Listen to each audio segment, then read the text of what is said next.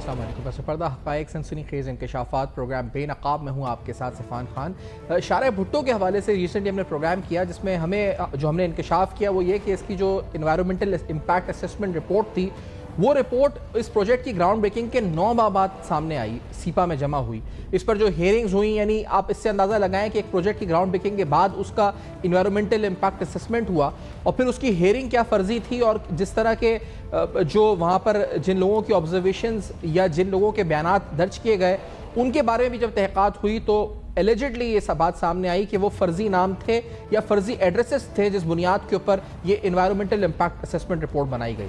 अच्छा, ये सिर्फ शारा भुट्टो की बात नहीं बल्कि शहर कराची के और बड़े मेगा प्रोजेक्ट्स की अगर बात करें तो वहाँ पर भी डेवलपमेंट प्रोजेक्ट्स के नाम पर काम स्टार्ट हुआ, फिर उसमें बड़ी शदीद नौयत की इल प्लानिंग सामने आई। हम अगर ग्रीन रेड लाइन की बात करें, यूनिवर्सिटी रोड की बात करें शहर कराची की, जो कि एक अजियत की वजह बनी हुई है, न सिर्फ उधर के इलाका में, यानी बहुत बड़ा एक इलाका है, यानी आप समझ लें यूनिवर्सिटी रोड से लेकर सफूरा गोट तक जो पूरी आबादी उससे कवर होती है, उन सबके लिए अजियत का निशान बनी हुई है, बल्कि मजमूई तौर पर सिंध हुकूमत के लिए भी एक गले की हड्डी बनी हुई है। लोग सवाल उठा रहे हैं कि आखिरकार इस मनसूबे की इब्तदाई लागत क्या थी, अब क्या है, फॉरेन फंडिंग कंपोनेंट जिस पर आपका इंटरेस्ट है वो अब कहाँ जाएगा, ये प्रोजेक्ट अपने वक्त पर पाए तकमील पर क्यों नहीं पहुंच सका और फिर इसकी वजह से जो आबादी मुतासिर हो रही है वो क्या है। और फिर सवाल यहाँ तक नहीं रहता, यानी अगर हम करियाबाद अंडरपास की बात करें वो हमारे सामने मौजूद है, दीगर डेवलपमेंट प्रोजेक्ट्स मिसाल के तौर पे रेड लाइन के अलावा ग्रीन लाइन या दीगर और जो जिनकी एग्जीक्यूशन के ऊपर बहुत से अहम सवालात उठते हैं कि आखिरकार इन मंसूबों में इतना तवील टाइम क्यों लग रहा है।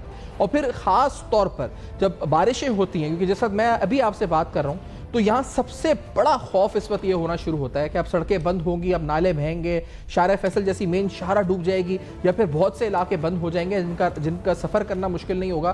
तो ये जो नदियों में तगयानी है, ये जो सूरत हाल नालों की है, ये हर दफ़ा इसकी सफाई पहले होने के बावजूद या रेन एमरजेंसी के इकदाम होने के बावजूद हर दफ़ा शहरी मुतासिर इससे क्यों होता है। और फिर बड़ा बुनियादी सवाल के शहर कराची का कि सीवरेज का निज़ाम और जो जब तक पानी की निकासी का निज़ाम जब तक एक रहेगा, यानी दोनों को मर्ज कर दिया गया है, तब तक क्या इस शहर के आबी के जो निकालने के निकासी आप के मसाइल हैं या फिर आबी ज़खायर के हवाले से जो खदशात हैं क्या वो कभी दूर हो सकेंगे। ये सारे सवालात आज के प्रोग्राम में हम बेनकाब में उठाएंगे और हम ख़ास तौर पे कराची शहर के रीसेंट डेवलपमेंट प्रोजेक्ट से बात करेंगे। मुनीम जफ़र साहब प्रोग्राम में साथ होंगे, जमात इस्लामी के अमीर है कराची के। After this very short break बेनकाब में हमारे साथ रहिए।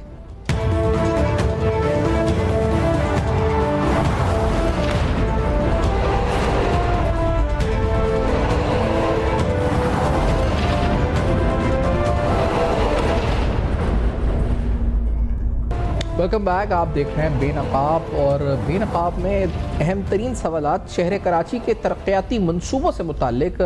हालिया दिनों में यानी हमने रिसेंटली आपको बताया शारा भुट्टो, आपके रेड लाइन, ग्रीन लाइन, यानी डिज़ास्टर्स की और डिबैकल्स की एक पूरी फहरिस्त है लंबी, और मतलब शायद ही कोई इलाका हो जो मुतासर ना हो गया हो। यानी ये डेवलपमेंट प्रोजेक्ट जो स्टार्ट हुए, क्या प्लानिंग थी भी या नहीं थी, क्या एग्जीक्यूशन थी, क्या टीम थी, क्या फंड्स थे, अपने अंदर एक सैकड़ों सवालात और बेशुमार मसाइल जो है ये सारे मंसूबे छोड़ गए। मुनीम जफ़र साहब जो कि जमात इस्लामी के अमीर है कराची के प्रोग्राम में साथ मौजूद हैं, आपने रिसेंटली भी सवाल उठाई थी। मुनीम साहब बहुत खुशामदीद प्रोग्राम में। मैं पहले शारा भुट्टो से शुरू करना चाहूँगा। हमने पिछले हफ्ते भी कुछ अर्बन प्लानर्स से, इन्वायरमेंटलिस्ट से बात की, उन्होंने बताया कि इसकी इन्वायरमेंटल इम्पैक्ट असेसमेंट रिपोर्ट नहीं थी या थी तो फर्जी थी, मनसूबा बना दिया गया, पानी की गुजरगाह पे बना दिया गया। उन्होंने ये तक कहा कि अगर 60% मरी नदी भर जाए तो ये मंसूबा अपने आप ही डूब जाएगा, यानी ये नदी गायब हो जाएगी।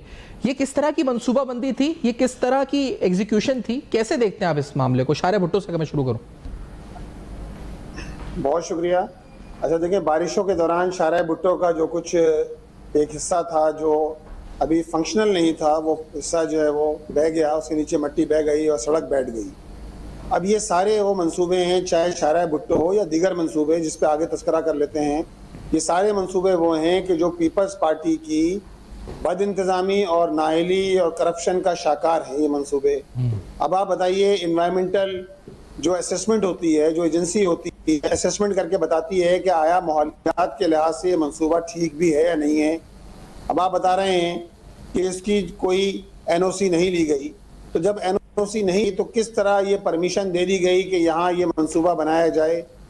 ये वो हब है, ऑक्सीजन का हब है ये पॉइंट मलीर जो है एक्सप्रेस वे है, या फिर आप कहेंगे मलीर ब्रिज के दोनों जानिब जो है वो नदी के साथ साथ कि जहाँ प्लांटेशन भी थी, जहाँ कई अकसाम के परिंदे भी यहाँ रहते थे। मैंने तो एक रिपोर्ट पढ़ी कि यहाँ तकरीबन 270 से जायद परिंदों की अकसाम भी थी, जो 90 किस्म के जो है वो परिंदे यहाँ रहते थे। अब आप मुझे बताइए कि जब आपने असेसमेंट रिपोर्ट ही नहीं ली, जब आपने एनओसी ही नहीं ली, आप ये मंसूबा बनाने जा रहे हैं तो किस कानून के तहत ये मंसूबा बना रहे हैं? बात ये है कि चंद लोगों को नवाजना हो या डिफेंस से डिफेंस एक सड़क बनाना हो, तो ये उसके लिए आप क्या कोई चेक एंड बैलेंस नहीं होगा? कोई आपके पास ऐसी बॉडी नहीं है कि इन सारी चीजों को एसेस करके चीजों को ये होना चाहिए है। देखें, मवासलाती रास्ते होते हैं और इसी तरह जो है आमद-ओ-रफ्त के रास्ते होते हैं। हाफिज नईम साहब ने एक स्टेटमेंट दी थी मुनीम साहब, उन्होंने कहा कि जब ये बन रही, जब फंक्शनल है तो शारे भुट्टो है, जब टूट जाए तो मलीर एक्सप्रेसवे इसका नाम है। तो ये सियासी लिहाज से तनकीद थी, मतलब ये नाम तब्दील क्यों हो रहा है इसका? जब उन्होंने जो कहा हाफिज नईम साहब ने, ये तो मुराद अली शाह साहब ने जी, जब मुराद अली शाह साहब से किसी ने सवाल किया तो उन्होंने कहा कि ये जो है वो शाराय मलीर जो है वो शाराय मलीर है, मलीर एक्सप्रेस वे है। तो भाई जब बात ये जब बन रही होती है तो आप कहते हैं शाराय भुट्टो है, और जब टूट जाती है तो ये कुछ और बन जाता है। तो ये तो जारी बात है, रियलिटी है ना।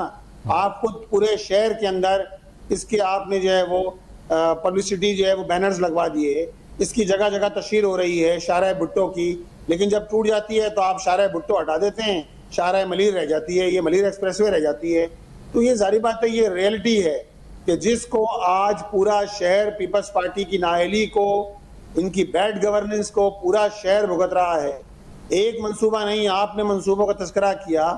आप देखिए रेड लाइन इस वक्त अजियत बन गई है। अच्छा, लेकिन रेड लाइन से पहले इसको अगर मुनीम साहब, अगर रेड लाइन से पहले शारे भुट्टो वाले मामले को मैं चाह रहा था कि अगर इस सेगमेंट में ये मुझे बताएं, क्योंकि हमने एनवायरमेंटल असेसमेंट नहीं की, यहाँ पे क्लाइमेट चेंज हुआ, बारिशें तेज हो गई, बारिशें आज भी शहर कराची के कुछ इलाकों में, बास्तर इलाकों में बारिश हुई, और ये हम देख रहे हैं कि एक्सट्रीम क्लाइमेटिक कंडीशंस होती जा रही हैं। मली नदी में तुगयानी, कॉजवे और दीगर इलाके मुतासिर, यानी कोई एक जगह यानी लियारी एक्सप्रेसवे उसके साथ आबादी वो मुतासिर पानी की। हमने कोई क्लाइमेट चेंज के हवाले से कोई आपको नजर आता है कि असेसमेंट है, प्लानिंग है, ये मंसूबे जैसे इतना बड़ा तवील मंसूबा जिसमें बिलियंस ऑफ रुपीस, 54 बिलियन का प्रोजेक्ट है शारे भुट्टो, और हम ये कह रहे हैं कि अगर 60% मली नदी भर गई तो ये मंसूबा ही सफेदी से खत्म हो जाएगा। तो सर ये क्या ये वर्ल्ड बैंक, डोनर एजेंसीज जो फंड देते हैं क्लाइमेट चेंज के, जो कॉन्फ्रेंसेस होती हैं, ये उनकी नजर में भी नहीं आया अभी तक ये बात? देखें, इस प्रोजेक्ट पर तो किसी फॉरेन फंडिंग एजेंसी ने पैसे नहीं लगाए इस प्रोजेक्ट के ऊपर। और दुनिया भर में जब भी ब्रिजेस बनते हैं, एक्सप्रेसवे बनते हैं, तो असेसमेंट होती है। ना सिर्फ एनवायरमेंटल असेसमेंट होती है, बल्कि इस बात का भी जायजा लिया जाता है कि अगर वो किसी नदी के रास्ते में बन रहे हैं, जिस तरह लियारी नदी के रास्ते के अंदर जो है लियारी एक्सप्रेसवे बना, तो असेसमेंट लगाई गई। पहले 100 साल की असेसमेंट के 100 साल में इस नदी में मैक्सिमम पानी कितना आया है। मेरी इंजीनियर से बात हुई, उन्होंने बताया कि हमने 1977 पर जाके लॉक किया कि जब 50,000 मिलियन गैलन पानी जो है वो इसमें आया था किसी बारिशों की सूरत में, तो ये नदी जो है वो 50,000 से लेकर 60,000 गैलन तक पानी जो है वो अगर इसके अंदर आ जाए तो कोई प्रॉब्लम नहीं है। हाँ, अगर इससे ज्यादा होगा तो उसके नतीजे में मसाइल हो सकते हैं। मैं लियारी नदी की बात कर रहा हूँ। अच्छा। जहाँ लियारी एक्सप्रेसवे बनाया गया, जो आने जाने वाले ट्रैक पे बनाया गया, मुझे नहीं पता कि यहाँ इस तरह की कोई असेसमेंट की गई है नहीं की गई कि इस नदी के अंदर मैक्सिमम कौन से साल कितना मिलियन पानी जो यहाँ आया था बारिशों के अंदर। तो अगर देखा जाए तो ये पूरी एक बहुत बड़ा एक जैसे कहा जाए कि एग्जीक्यूशन फॉल्ट और प्लानिंग फॉल्ट है कि आपने नदी को वाटरवे के ऊपर बना दिया। अच्छा, जब ये पानी में बह गई तो उन्होंने कहा जी क्योंकि ये अंडर कंस्ट्रक्शन थी और अभी फंक्शनल नहीं हुई थी, लिहाजा जो है उस पर आप नहीं कह सकते कि फंक्शनल हिस्से पे हुआ। ये जवाब सिंध हुकूमत का मौक़िफ़ आपको लगता है काफी था या जस्टिफाइड था? देखिए, मुनासिब ये जवाब मुनासिब नहीं है। जब आपने उसके ऊपर रोड डाल दी तो कम से कम ये होना चाहिए था कि जो उसकी प्रोटेक्शन वॉल होती है, उसको प्रोटेक्ट कर रही होती है, उसके पूरे स्ट्रक्चर को, वो भी तो आपको डालना चाहिए थी। अच्छा, मुनीम साहब की आवाज में इस वक्त सड़क जो आपने बनाई थी ऊपर, वो सड़क बैठ गई जी। ये तो अल्लाह का शुक्र है कि वहां गाड़ियां मूव नहीं कर रही थी, वो फंक्शनल नहीं थी। अगर फंक्शनल होती तो आप देखें हादसा पेश आते ना, ऐसे सड़क कट जाए। तो टल भी है कि पानी पे बनी ब्रेक ले लेते हैं। इस ब्रेक के बाद वापस आते हैं। मनोज जफर साहब प्रोग्राम में साथ मौजूद हैं। अहम तरीन गुफ्तगू शहर कराची के तरक्याती मंसूबों पर, उनकी तकमील, उनकी जो लागत है वो तो अपनी जगह एक फाइनेंशियल एस्पेक्ट है, लेकिन उनकी इन्वायरमेंटल एस्पेक्ट से असेसमेंट कर रहे हैं। खासतौर पर शारा भुट्टो की हमने बात की। एक ब्रेक के बाद आएंगे, मजीद मंसूबों में बात करेंगे। ब्रेक है ब्रेक।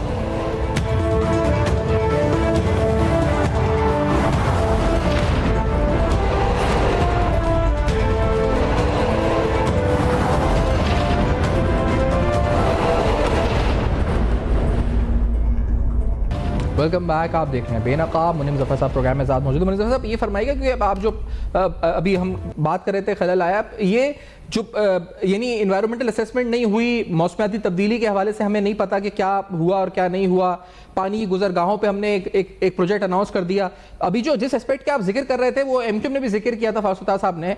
मैं चाहूंगा उसको दोहरा दें जरा। थोड़ी हम ब्रेक पर आ गए थे कि अगर ये खुदा ना खास्ता उस हिस्से में होता जो फंक्शनल होता, तो फिर तो ये तबाहकारी थी, तबाही थी, और जानी नुकसान और माली नुकसान था शदीद किस्म का। इसमें ऐसी बात थी ना? देखिए जी, बिल्कुल ऐसी था। अगर खुदा ना खास्ता ये फंक्शनल हिस्से पे होता या ये फंक्शनल होता, खुद ये जगह फंक्शनल होती, तो उसके नतीजे के अंदर बात हादसा पेश आता।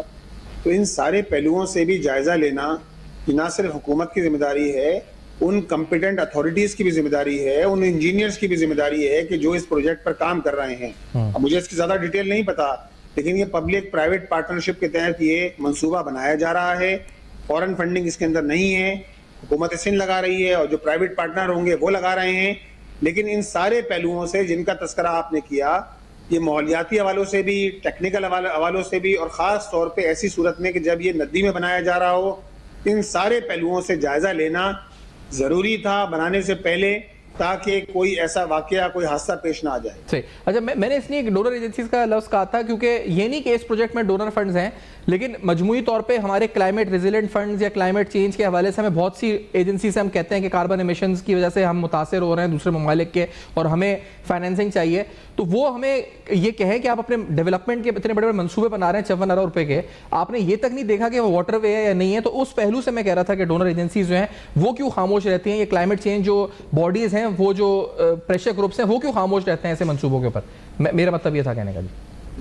बस देखिए, ये तो क्लाइमेट जो मुख्तलिफ एजेंसीज हैं जो एनवायरनमेंट पे काम कर रहे हैं, इनकी भी जिम्मेदारी बनती है कि अगर किसी प्रोजेक्ट के नतीजे में जो है वो पूरा माहौल पे उसके असरात पड़ रहे हैं, उसके नतीजे के अंदर लोगों की जिंदगियों पर असरात पड़ रहे हैं, और तौर पे कराची में जहाँ मुख्तस की नजर हो गए, जहाँ कंक्रीट का जंगल बन गया है, इस शहर के अंदर लोगों के लिए मुश्किल हो गया है कि साफ फिजा में सांस ले सकें।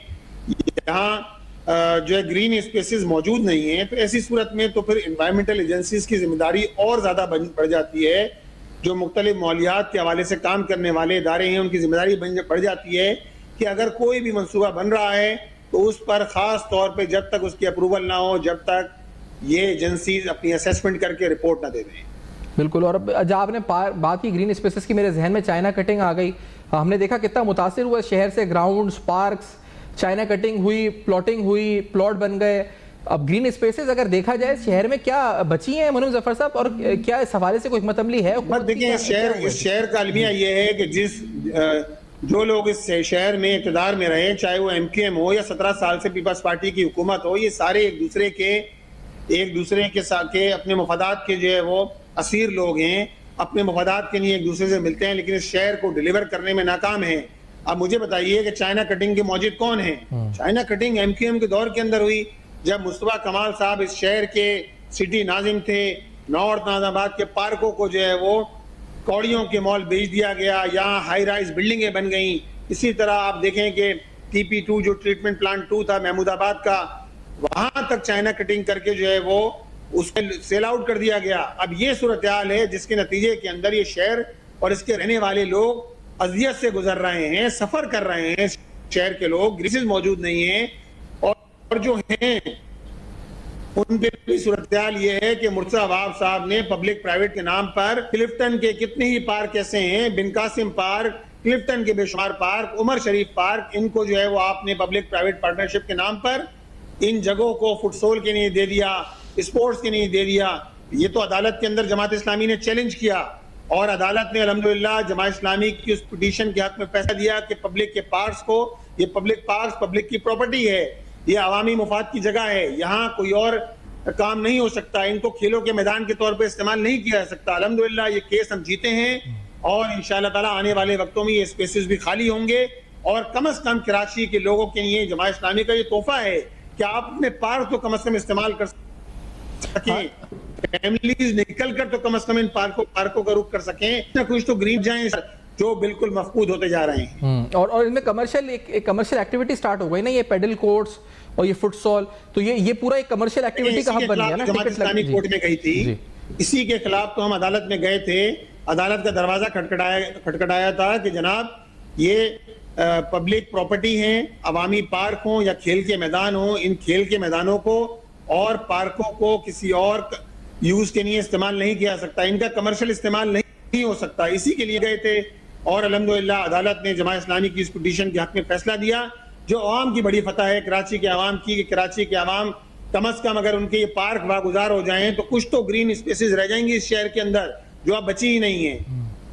सही। और लेकिन जिस तरह सेंटर के इलाके में हुआ सर, ये खासतौर पर नाजाबाद सेंटर के इलाकों में जो पार्क्स थे वो जो यानी अब तो मुश्किल से कुछ पार्क बचे, तकरीबन सब पर ही चाइना कटिंग हो गई तकरीबन अगर देखा जाए तो।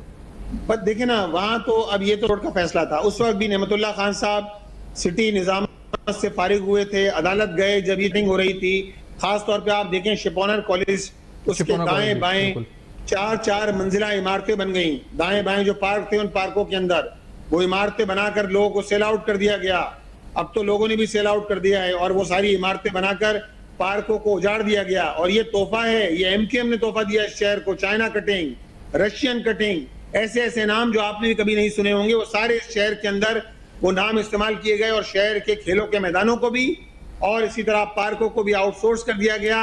आवाम के लिए बंद कर दो, अपने धंधे चलाते रहो, अपने अमाल बनाते रहो, यही काम एमक्यूएम ने किया, यही पीपल्स पार्टी कर रही है।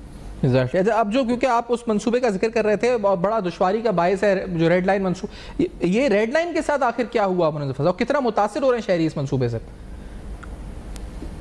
लाखों लोग रोजाना मुतासिर हो रहे हैं। ये एक ड्रामा है पीपल्स पार्टी का। पीपल्स पार्टी इसका जवाब दे कि ये मंसूबा कब मुकम्मल होगा। अक्टूबर 2023 में ये मंसूबा मुकम्मल होना था और फिर जून 2024 कर दिया गया, फिर बढ़ा के जून 2026 कर दिया गया और अब कह रहे हैं कि अगले 2 साल में भी मुकम्मल नहीं होगा। ये है इनकी एहलियत कि जिस पर पूरी पाकिस्तान पीपल्स पार्टी खड़ी है। आपने एक बेहतरीन सड़क जिसको कारपेटिंग कराने के लिए, सड़क को बनाने के लिए भी जमात एफर्ट्स की थी, जब जाकर यूनिवर्सिटी रोड तामीर हुई थी, अल्हम्दुलिल्लाह एक अच्छी बड़ी सड़क थी, एक कराची की अच्छी सड़कों में इसका शुमार होता था।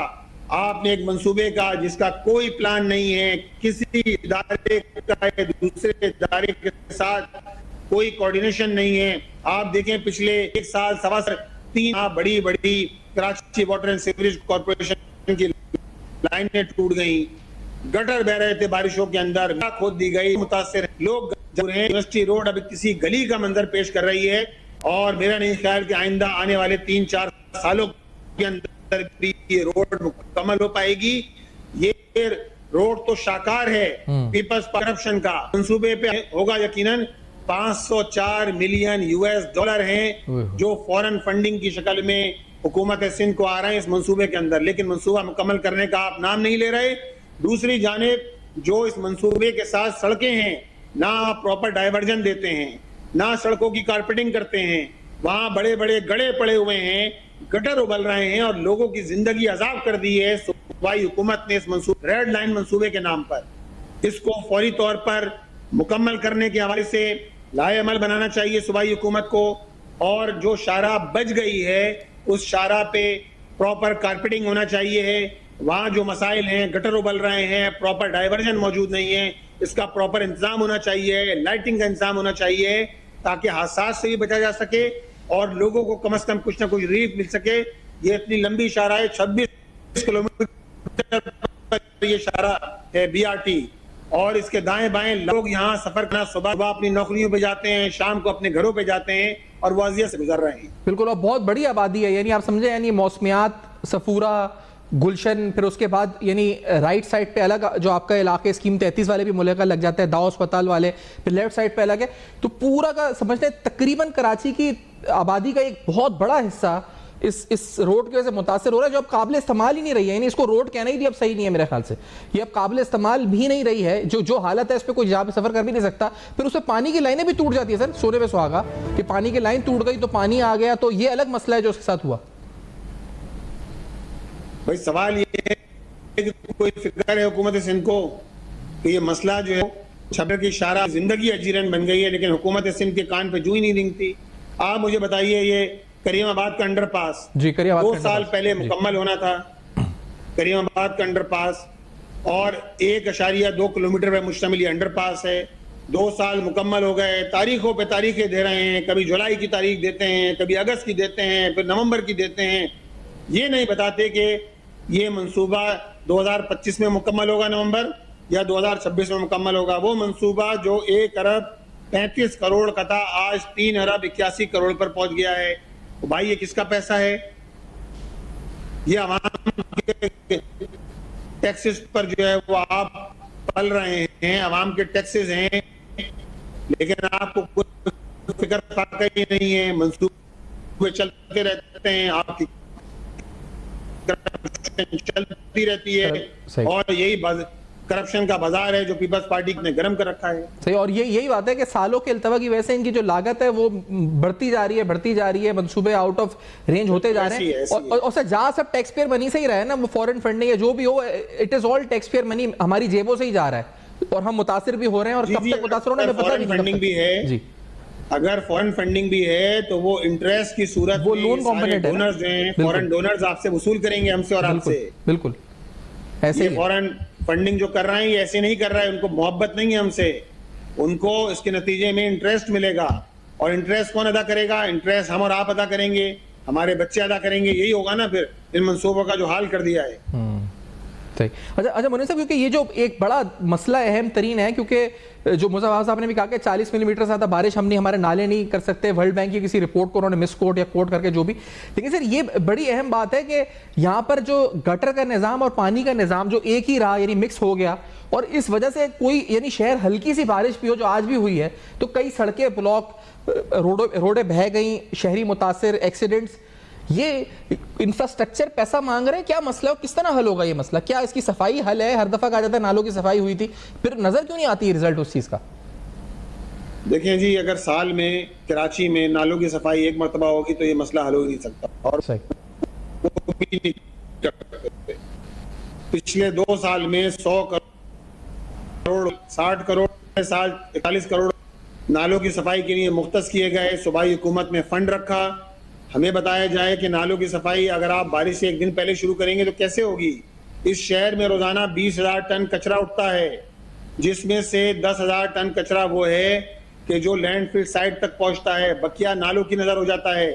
ये 40 mm पानी की गुंजाइश की जो बात कर रहे हैं, तो नालों पे तो भाई आपके मंजूर नजर अफराद ने आपके अप्रूवल के साथ, MQM की अप्रूवल के साथ इन नालों पर तो बन गए, सारी इंक्रोचमेंट कर ली गई है। तो इंक्रोचमेंट को खत्म क्यों नहीं करते? नालों की सफाई करने की भी आपके अंदर एहलियत नहीं है। जब नाले साफ नहीं होंगे तो क्या होता है? उसके नतीजे में होता ही फिर वो सूरत है, और जिसका नतीजे के अंदर आदमी इन सारी सूरत के अंदर सफर कर रहा होता है।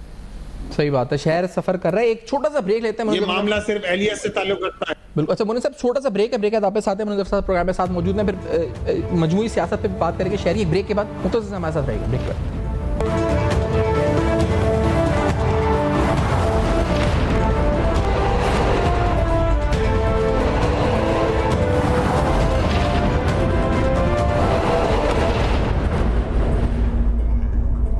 Welcome back. आप देख रहे हैं बेनकाब। अच्छा, एक बहुत तवाना आवाज़ या जैसे कहा जाए कि बहुत ज़्यादा तक़वियत जिस नैरेटिव को मिल रही है कि smaller units is the solution of all problems in Pakistan, और उसमें जैसे असद उमर साहब जैसे लोग हमारे प्रोग्राम में थे कुछ दिन कबल, उन्होंने कहा जी कि इसके क्या उन्होंने लोकल गवर्नमेंट को एम्पावर करने की बात भी की और साथ में ये कहा कि स्मॉलर यूनिट से क्या फ़वाइद हो सकते हैं, उसके क्या डेमोग्राफिक्स और इकोनॉमिक इम्पैक्ट्स हो सकते हैं। फिर इसी तरह असद उमर उस दिन आए थे और भी जो लोग आए उन्होंने इसकी बात की। मनोज ज़फ़र साहब, जमात इस्लामी का इस पर मौक़िफ़ क्या है?